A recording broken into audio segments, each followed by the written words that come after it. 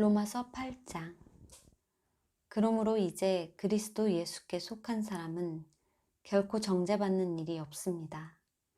그 이유는 그리스도 예수 안에 있는 생명을 주시는 성령의 법이 죄와 죽음의 법에서 여러분을 해방시켜 주었기 때문입니다. 죄만은 육신에 의해 연약해져서 율법으로서는 할 수 없었던 그 일을 하나님께서는 능히 해결하셨습니다. 곧 하나님께서는 우리의 죄를 용서해 주시려고 자신의 독생자 예수를 육신을 지닌 모습으로 이 땅에 보내시고 우리의 죄값을 모두 담당시키신 것입니다. 그렇게 하신 까닭은 죄 많은 육신에 따라 살지 않고 성령에 따라 사는 우리 안에서 율법이 마땅히 요구하는 것들을 충족시킬 수 있게 하기 위함이었습니다. 죄 많은 육신에 따라 사는 사람은 오직 육신의 일만을 생각하지만 성령에 따라 사는 사람은 성령의 일을 생각합니다. 육신을 따르는 생각은 죽음을 가져다 주지만 성령을 따르는 생각은 생명과 평화를 가져다 줍니다.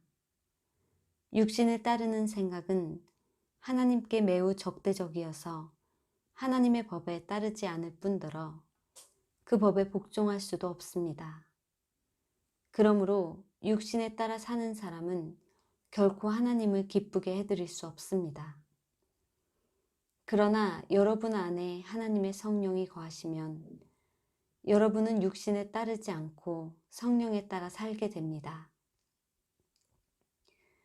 누구든지 그리스도의 영이 없으면 그 사람은 그리스도의 사람이 아니므로 그리스도께 속할 수 없습니다. 하지만 그리스도가 여러분 안에 계시면 여러분의 몸은 죄로 인해 죽은 것이지만 여러분의 영은 의로 인해 살아있게 됩니다. 그리고 그리스도 예수를 죽은 자들 가운데서 살리신 분의 영이 여러분 안에 거하시면 그리스도 예수를 죽은 자들 가운데서 살리신 그분께서 여러분 안에 거하시는 자신의 영, 곧 성령으로 인해 여러분의 죽을 몸 또한 살리실 것입니다. 그러므로 사랑하는 형제 여러분, 비록 우리가 빚진 사람들이지만 죄 많은 육신에 빚진 자들이 아니므로 절대로 육신에 따라 살아가서는 안 될 것입니다.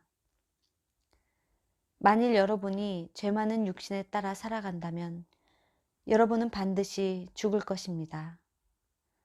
그러나 여러분이 성령을 쫓아 육신의 악한 행실을 죽이면 여러분은 반드시 살 것입니다.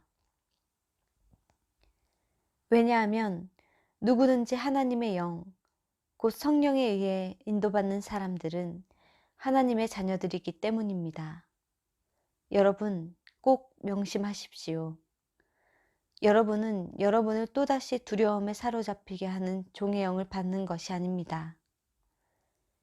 여러분은 여러분을 하나님의 자녀가 되게 하는 양자의 영을 받았습니다. 그래서 우리는 그 영으로 말미암아 하나님을 아바 아버지라고 부르는 것입니다. 바로 그 성령께서 친히 우리의 영과 함께 우리가 하나님의 자녀라는 사실을 증언합니다. 이처럼 우리가 하나님의 자녀이므로 또한 하나님의 상속자이기도 합니다. 우리가 그리스도의 영광을 함께 받으려고 또한 그분과 더불어 고난을 함께 받는다면 우리는 그리스도와 함께 공동 상속자가 되는 것입니다. 우리가 지금 당하고 있는 고난은 장차 우리가 누릴 영광과 비교하면 정녕 아무것도 아닙니다. 모든 피조물은 하나님의 자녀들이 나타나기를 애타게 기다리고 있습니다. 비록 모든 피조물이 허무한데 굴복하고 말았지만 그것은 스스로의 선택에 의해서가 아니라 그렇게 굴복하게 하신 분의 뜻에 따른 것입니다. 그러나 모든 피조물에게도 소망이 있는데 그 소망은 피조물 자신도 장차 썩어질 것의 종살이에서 해방되어 하나님의 자녀가 누릴 영광스러운 자유에 함께 참여하는 것입니다. 그리하여 우리는 모든 피조물이 지금까지 함께 신음하면서 함께 해산의 고통을 겪어왔다는 것을 알고 있습니다. 그뿐만 아니라 성령을 첫 열매로 받은 우리 역시 속으로 신음하면서 지금의 고통에서 벗어나기 위해 하나님의 자녀로서 완전한 권리를 누리게 될 날, 곧 하나님께서 우리 몸을 완전히 속량하여 주실 날을 간절히 고대하고 있습니다. 이러한 소망 가운데서 우리는 구원을 받았습니다. 진실로 눈에 보이는 소망은 소망이라고 할 수 없습니다. 이미 보이는 것을 소망할 사람이 누가 있겠습니까? 그러나 우리가 아직 보이지 않는 것을 소망한다면 우리는 끝까지 참고 견디면서 그 소망을 기다려야 합니다. 성령께서도 우리의 연약함을 적극 도와주십니다. 사실 우리는 무엇을 위해 기도해야 할지 잘 알지 못합니다. 그러나 성령께서는 말로 다 표현할 수 없는 절실함으로 우리를 위해 아주 적절하게 기도해 주십니다. 사람의 깊은 속마음을 살펴 아시는 아버지 하나님께서는 성령의 생각을 훤히 아십니다. 그것은 성령께서 오직 하나님의 뜻에 따라 성도를 위해 성도를 대신해서 하나님께 간구하고 있기 때문입니다. 하나님을 사랑하는 사람들, 곧 하나님께 부르심을 받아 그분의 뜻대로 살아가는 사람들에게는 모든 일들이 서로서로 협력해서 결국에는 선을 이룰 것임을 우리는 알고 있습니다. 하나님께서는 처음부터 누가 자신에게 올 사람인가를 미리 아시고 그들로 하여금 자기 아들과 같이 될 수 있도록 또한 미리 정해두셨습니다. 그것은 하나님께서 자기 아들 예수 그리스도를 모든 믿음의 형제들 가운데서 맏아들이 되게 하시려고 그렇게 하신 것입니다.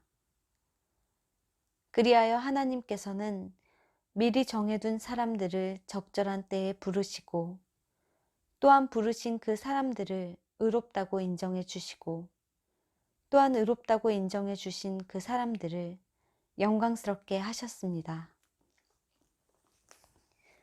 그렇다면 이런 일을 두고 우리가 무슨 말을 할 수 있겠습니까? 이처럼 하나님께서 우리 편인데 누가 감히 우리를 대적할 수 있단 말입니까? 생각해 보십시오. 하나님께서는 우리를 위해 자기 독생자까지도 아낌없이 선뜻 내어주셨습니다. 그러할진대 하물며 그 아들과 함께 다른 모든 것들도 우리에게 선물로 거저 주시지 않을 리가 있겠습니까? 하나님께서 선택하신 사람들을 누가 감히 고소하겠습니까? 우리를 의롭다고 인정해 주신 분은 다른 누구가 아닌 바로 하나님이십니다. 그러니 누가 감히 우리를 죄인이라고 정죄하겠습니까? 정녕 그리스도 예수께서는 우리를 위해 죽으셨을 뿐만 아니라 죽은 자들 가운데서 다시 살아나셔서 지금 하나님의 오른편에 앉아 우리를 위해 간구하고 계십니다. 누가 감히 우리를 그리스도의 사랑에서 떼어놓을 수 있겠습니까? 고통입니까? 역경입니까? 아니면 핍박입니까? 굶주림입니까? 헐벗음입니까? 위험입니까? 아니면 칼입니까? 이런 것들에 관해서는 성경에 기록되어 있기를 우리가 종일토록 주님을 위하여 죽음의 위협을 당하고 또한 도살당할 양처럼 취급당하며 살아갑니다. 라고 한 것과 같습니다. 그러나 이 모든 일에 대해 우리는 우리를 사랑하시는 분, 곧 예수 그리스도를 통해 그분의 능력을 힘입어 넉넉히 이길 수 있습니다. 그러므로 나는 확신합니다. 죽음도 생명도 천사들도 귀신들도 현재일도 장래일도 그 어떤 세력도 아무리 높은 곳도 아무리 깊은 곳도 그리고 세상의 그 어떤 피조물일지라도 우리를 우리 주 그리스도 예수 안에 있는 하나님의 사랑에서 결코 떼어놓을 수 없습니다. 로마서 8장